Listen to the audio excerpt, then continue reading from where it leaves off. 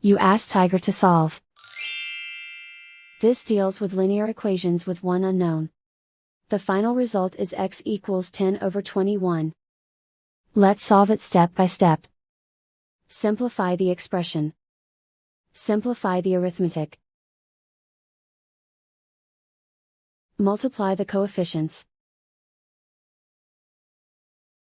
Simplify the arithmetic. Swap sides.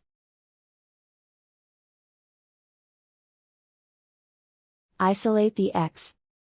Multiply both sides by inverse fraction 2/105.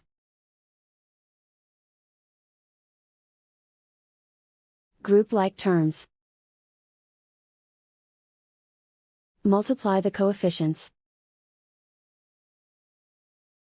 Simplify the fraction. Multiply the fractions.